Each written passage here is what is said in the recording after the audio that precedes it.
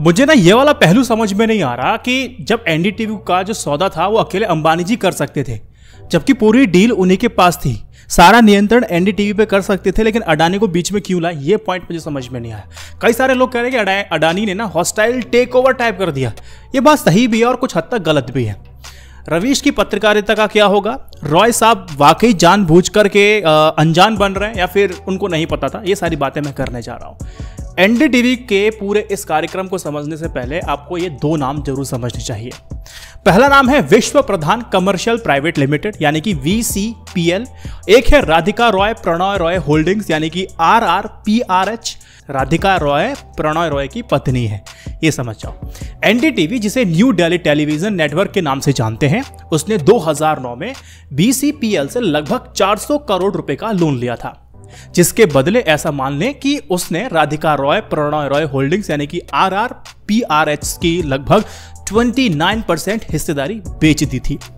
उसमें शर्त यह थी कि लोन नहीं चुका पाने की सूरत में एनडीटीवी का जो लोन है वो एनडीटीवी के शेयर में तब्दील हो जाएगा, बदल जाएगा। पर लोन को शेयर में बदलने के लिए एनडीटीवी की इजाजत की आवश्यकता होगी। अडानी ने VCPL लिमिटेड को खरीद लिया और एनडीटीवी को नोटिस जारी कर लोन को जो शेयर में बदल करके 29.18% का मालिक बन गया। यानी कि एक बनिए से लोन लिया और तीसरे बनिए ने दूसरे बनिए को खरीद लिया। अडानी ने एनडीटीवी से कोई इजाजत नहीं ली या फिर लोन चुकाने का कोई मौका नहीं दिया, ऐसा एनडीटीवी ने बोला है। तो ये जो प्रक्रिया पूरी हुई है ना, इसे कॉर्पोरेट की भाषा में कहते हैं हॉस्टाइल टेक ओवर, जैसे कि अडानी ने किया। आज 23 अगस्त 2022 है, जिसमें अडानी की खरीदी कंपनी एनडीटीवी में अपनी हिस्सेदारी मांग ली है, जिसके बाद सीधा कहें या फिर टेढ़े तौर पर अंबानी अब एनडीटीवी की लगभग 29% की जो हिस्सेदारी है उसका मालिक बन गए हैं अडानी साहब। अब प्रणय रॉय के पास बचे हुए 16.33% शेयर और उनकी पत्नी राधिका रॉय के पास बचे 15.94 शेयर, इन दोनों को मिला दें 30 से ज्यादा बैठते हैं और एनडीटीवी में सबसे बड़ी हिस्सेदारी अब अडानी की होने जा रही है। अब आप आगे कहेंगे कि अब इसमें केस में हो क्या सकता है। देखिए, अगर अब प्रणय रॉय और उनकी पत्नी अपना हिस्सा नहीं बेचते हैं तो वो साझा रूप से कंपनी के 31% रूप से कंपनी के मालिक हैं। लेकिन कानून के जानकार लोगों के अनुसार अब प्रणय रॉय या फिर उनकी पत्नी एनडीटीवी में डायरेक्टर या फिर और किसी महत्वपूर्ण मैनेजर पद पर 2 साल से अधिक नहीं रह सकती है। सवाल यहां पर यह बनता है कि क्या अडानी की 29% हिस्सेदारी रोकी जा सकती है? सवाल बन जाता है। तो यहां पर मैं आपको बता दूं कि अडानी के स्वामित्व वाली VCPL ने एनडीटीवी की हिस्सेदारी देने का 2 दिन यानी कि 25 अगस्त तक का ही टाइम दिया है। प्रणय रॉय को 13 साल मिले थे लोन को चुकता करने के लिए, 2 दिन में कुछ नहीं कर पाएंगे। प्रणय रॉय चाहें तो कोर्ट जा सकते हैं, मगर वहां से कोई इनको राहत फिलहाल नहीं मिलेगी या कोई रास्ता ऐसा दिखाई नहीं दे रहा है। फिलहाल राधिका और प्रणय रॉय का कहना है कि अभी तक उनके पास अपने और RRPRH के माध्यम से कंपनी के 61% के शेयर्स हैं।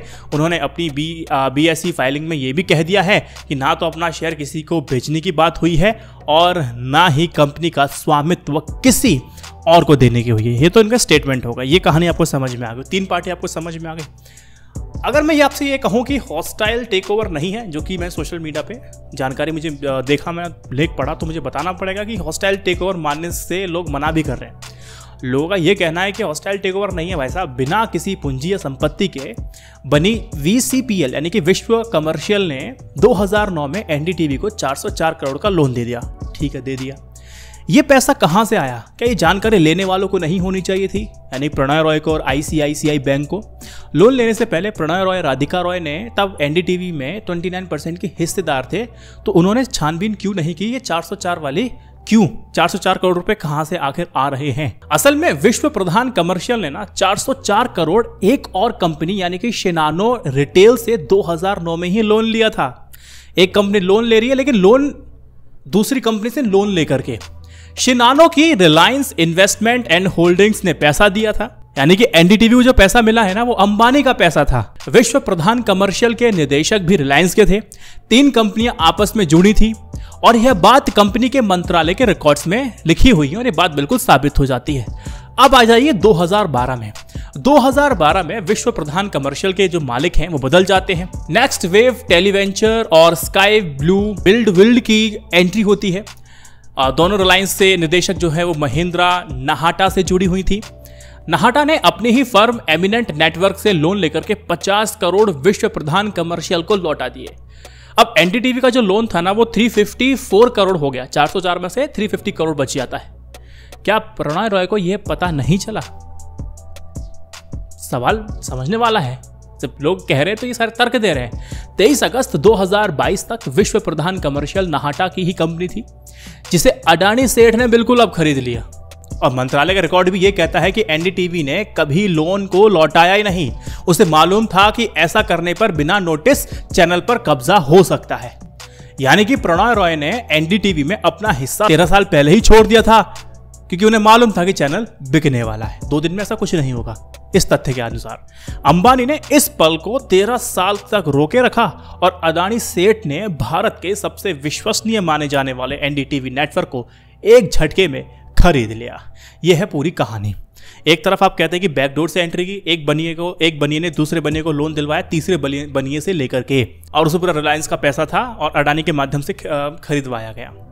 अब आपको ना कुछ आंकड़े में देता हूं। अगर आपको लगता है कि यार एक थोड़ा और हैरान करने वाला, देश के टॉप 10% लोगों का देश की 77% संपत्ति पर कब्जा है। पता है आपको? इसमें से 73% पर देश के सिर्फ 1% अमीर लोगों का कब्जा है। समझे आप?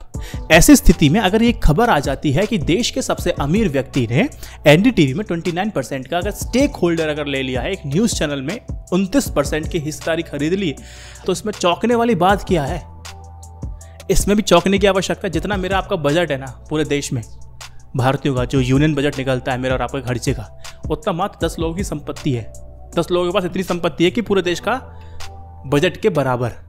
परेशान करने वाली बात तो ऊपर दिए गए आंकड़े हैं दोस्त। अगर ये आंकड़े आपको परेशान नहीं करते हैं तो फिर ये एनडीटीवी वाली घटना तो बहुत मामूली और बेहद छोटी और कुछ भी बात नहीं है। समझ रहे हो? नहीं समझ रहे। कोई बताएगा नहीं बताएगा? बताओ, चिंता वाली बात है नहीं है? बताओ कमेंट सेक्शन में। इसको लोग टेंशन आपने ली है तो 29% स्टेक होल्डिंग पे चले गए आप। अगर मैं कंक्लूड करूं पूरी कहानी को, एनडीटीवी का रिलीज जब पढ़ा, जो डॉक्टर रॉय की होल्डिंग्स और विश्व प्रधान कंपनी द्वारा सूचना ना देने के बारे में है, वह सब तकनीकी बातें हैं और एक बहुत बड़ा खेल मालूम चलता है।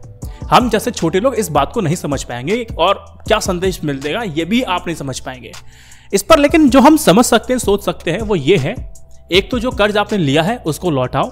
दूसरा ये, कर्ज के लिए सबसे अहम चीज को कभी गिरवी मत रखो। बेचना हो तो उसको आराम से बेच देना चाहिए बिना किसी टालम टोल के।